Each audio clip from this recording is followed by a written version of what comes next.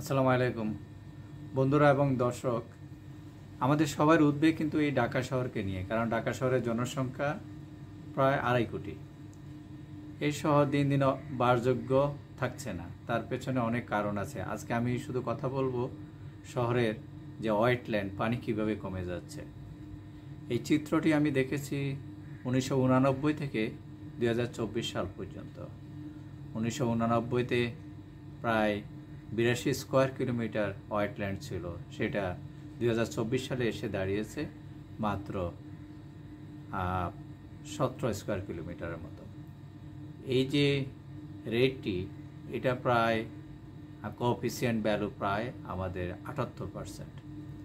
তাহলে এইভাবে যদি কমতে থাকে 2030 সালে গিয়ে দেখা যাবে যে এটা প্রায় মাত্র 11 স্কোয়ার কিলোমিটার ওয়াটার বডি থাকবে ঢাকা শহরের। তো মানুষ তখন আর গাছগাছালি কমে যাবে, ব্রিদিং নিতে পারবে না। তো এই জায়গাটা আমি এখন ফোকাস করছি, আপনারা আমার সঙ্গে থাকবেন। আশা করি প্রতিদিন এরকম ছোটোখাটো একটা ইস্যু আপনাদের সঙ্গে শেয়ার করব। ধন্যবাদ।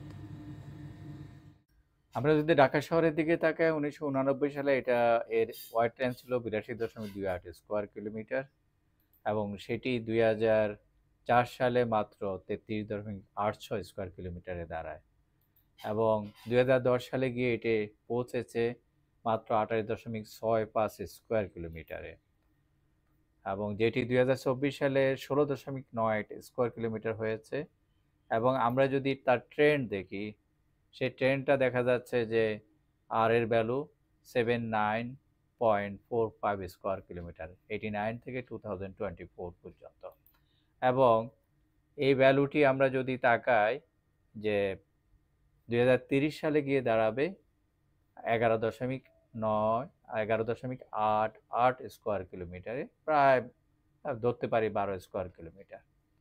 এই যে টেম্পোরাল পিরিয়ড, ফাইনালি প্রায় 80% ওয়েটল্যান্ড ঢাকা শহরে কমে গেছে। ধন্যবাদ।